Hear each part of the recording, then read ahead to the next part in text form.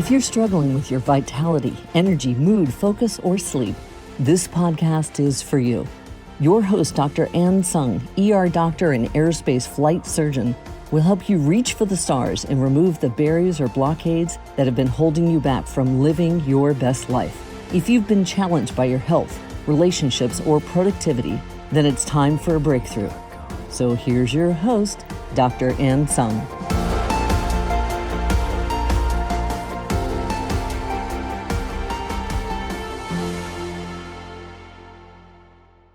Hello, welcome to It's Not Rocket Science Show. I am your host, Dr. Ann Tsung. Have you ever feared public speaking or giving a presentation and you were just dreading it? Have you ever thought about, what if they don't like me? What if the information I give, they think I'm stupid?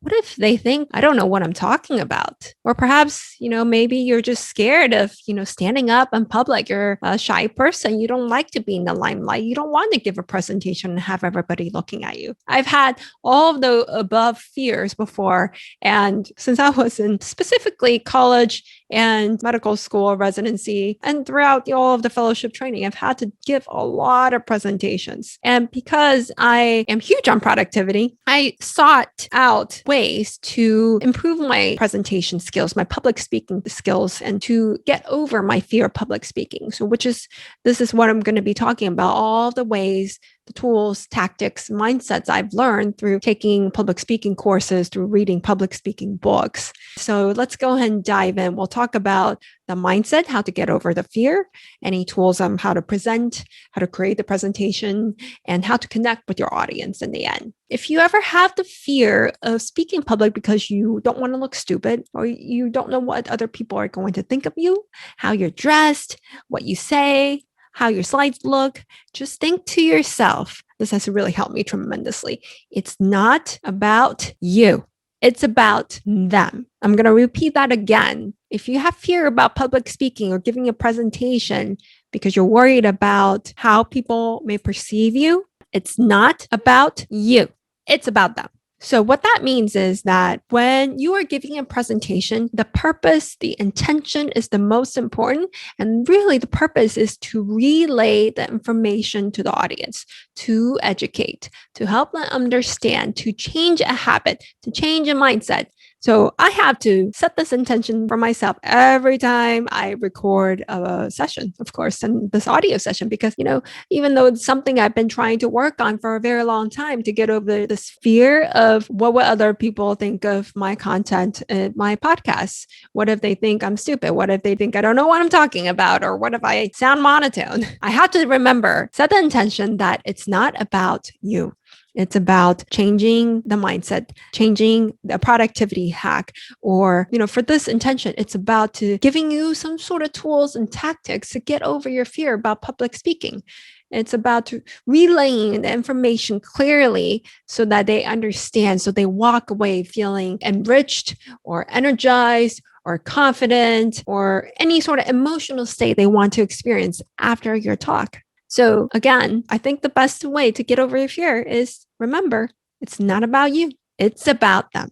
So after you set the intention, the purpose could be the emotional states you want your audience to be in when you're done. Or a lot of times for a technical presentation is, say, there's 3 main key points you definitely want to impart on your audience when you're completed. And then from there, that's when I actually create my presentation from the 3 key points, the impacts I want to make, and all of the presentation, the content goes into that, builds around that.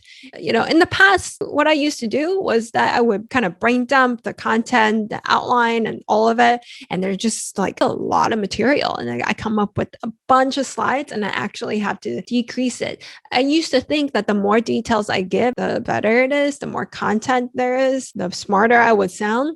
If you think about the purpose, if you really want the audience to memorize, to remember what you say, really you have to stick with few primary points and then you build the evidence behind that instead of bombarding them with all the facts and there's just no way to remember. When I build my presentation, say on slideshows, then I would make it a story. a lot of times. And you can do that even in scientific presentation in the hospital because we remember things better by stories. When I talked about a memory technique before, it's about associating a person or an animal, some sort of character with an action going through some sort of motion.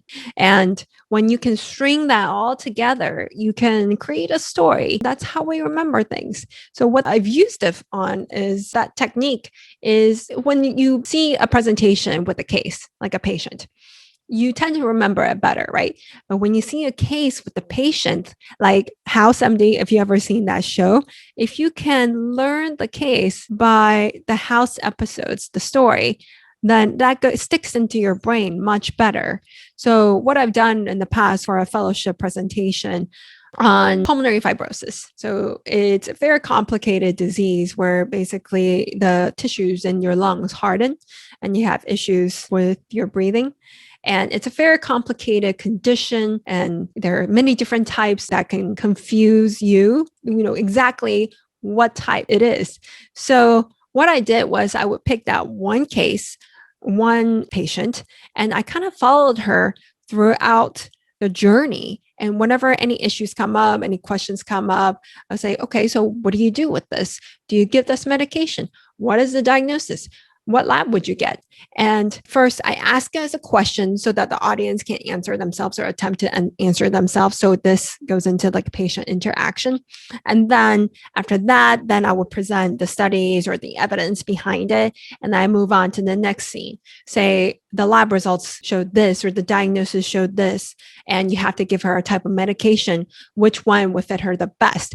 Again, you poll the audience, get their interaction, and then you present the evidence. And I made a story out of it. And in the end, you let the audience know how she did. You can make this up. Let them know how she did, how she ended up. And so you come back full circle and you close the arch of the story. Okay.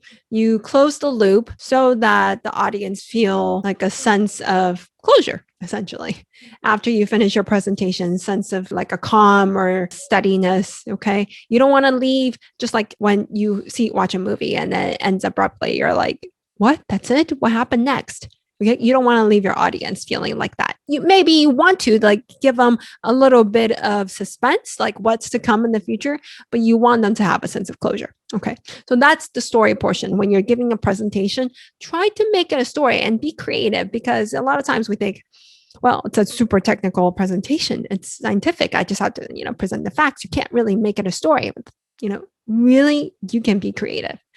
After you make the presentation, it's best if you can have somebody proofread it, or somebody who's in the field to review your content, to review your flow, or even the best is that you practice a presentation in front of somebody so that they can give you feedback on your eye contact, your body movement. I tend to move my hands too much, so I have to actually be very purposeful with my hands. And I know that. Or if you don't have anybody who can watch you, you can record yourself on any sort of recording platform. And don't be afraid to view yourself after. I know people hate doing this, but this time, Investa will make you a better presenter down the line. And you have to think that the purpose of you reviewing yourself to improve yourself so that in the future you can relay information much better for the audience. It's not about you, it's about them. Okay. After I create the presentations, oftentimes when I need to memorize things, you don't want to look at your slides and just read off of it. You want to practice it so many times that you know exactly the slides that are coming next. And often it takes me about 3 to 5 run-throughs to get to that stage. And a lot of times when you're running through things, you find that some of the flow need to be adjusted, some of the text can be deleted. You find that there's often too much information on there that doesn't flow, or maybe you need to adjust the order of the slides.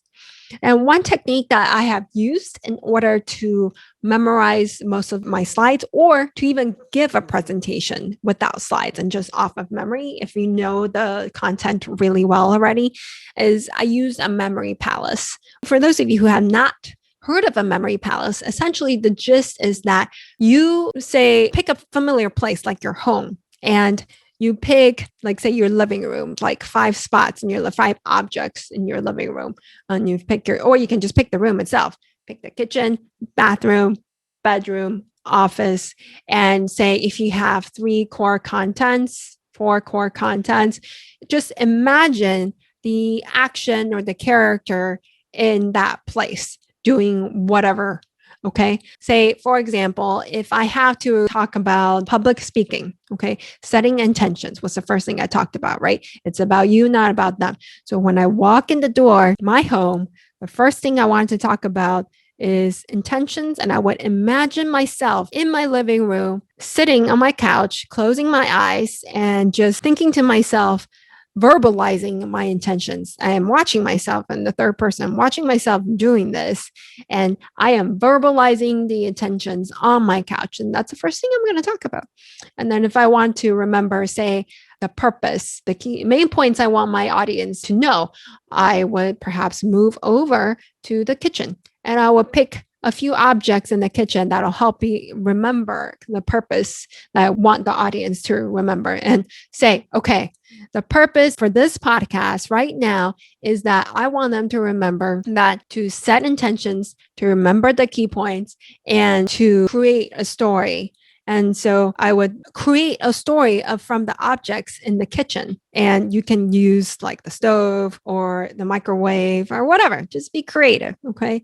And you do the same tactic from room to room until you're done, until you have kind of like an outline of your presentation. So Memory Palace is something that I have used in the past to help me remember the key contents. So you create the content. It's fantastic. You want them to remember these key points. You've practically memorized this presentation.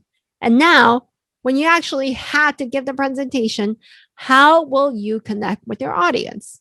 What is the most effective way to communicate? And I've taken courses online through Lisa Nichols and Mind Valley on public speaking. I've also read a ton of public speaking books, which I'll link in the show notes.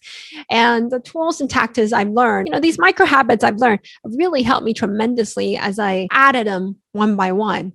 And the first thing, if you can go to the place of your presentation, you want to practice there if you can. Just being in that environment is high fidelity training. It's completely different from practicing in your home.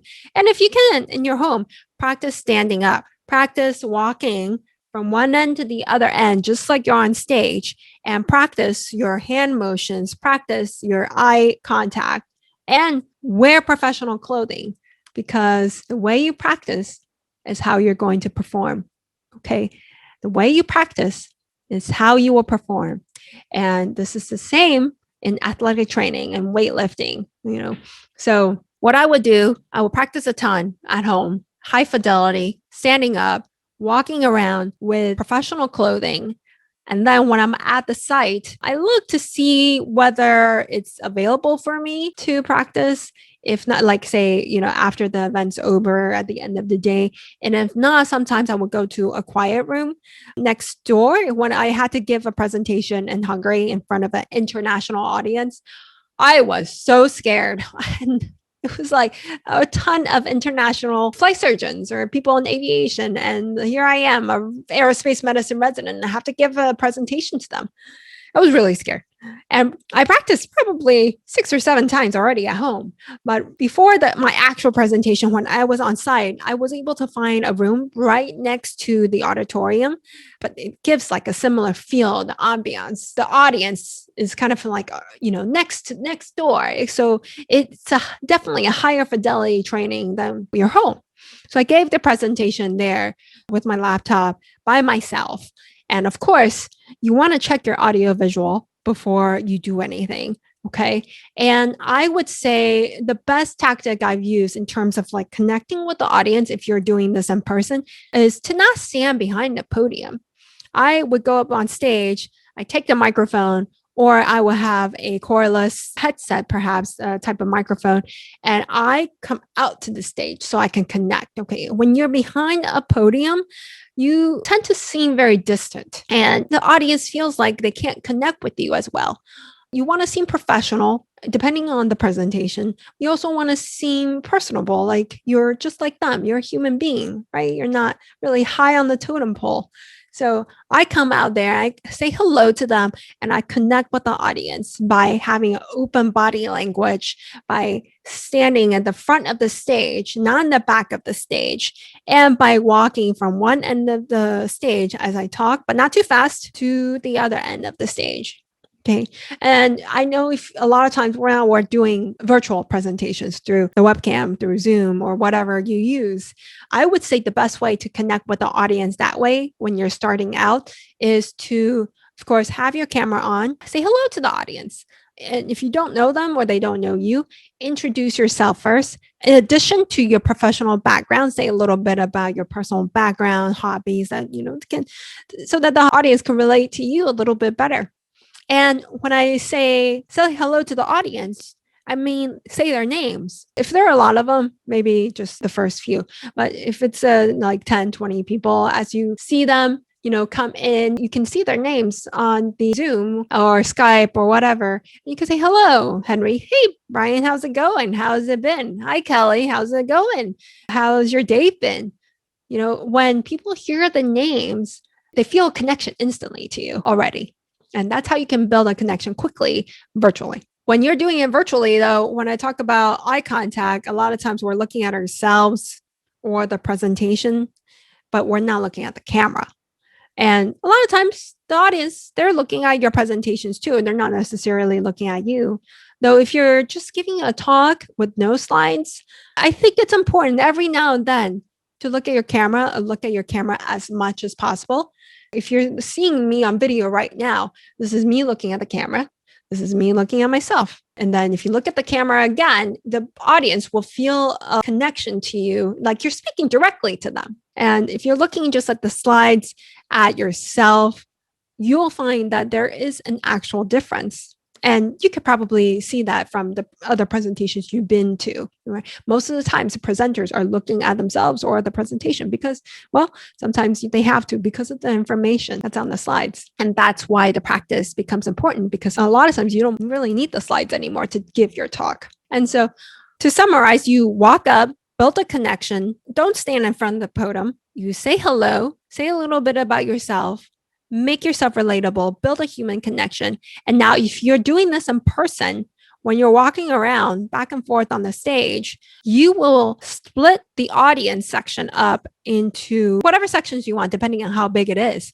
But you can split them up, say like a front row, middle section, back section, and you pick out one person that you are going to make eye contact with as you go through your talk. Because if you make eye contact with that one person, the rest of the people in that section will think you're actually making eye contact with them, which is pretty awesome. And it's as if the speaker or you are speaking directly to them. That's how they're going to feel. And again, that increases connection, that increases purpose. They'll pay attention to you more instead of zoning out if they feel like you're actually speaking to them. So that's what I would do when I spoke with that international audience. I walk to one end of the stage. I look at one person in the front, one person in the middle, one person in the back. It was just kind of random. And I walk towards the middle and I go backwards, like one person in the back, middle, front, walk to the other end, look at one person directly in their eyes in the front, middle, and back. And I'll tell you that after that speaking session, like so many people came up to me and said that that was an amazing presentation. I really got what you were trying to say. You're an awesome speaker. And to me, I was like, it's probably because I was trying to actually speak to you and I looked at you. And where they felt like they were spoken to, I guess, like they, I paid attention to them perhaps. So I thought that worked really, really, really well. So I would say also to use humor possible in the beginning. That's when you introduce yourself, when you want to relate to others, you can use a little humor. And at the very end, thank your audience for their time, for their attention.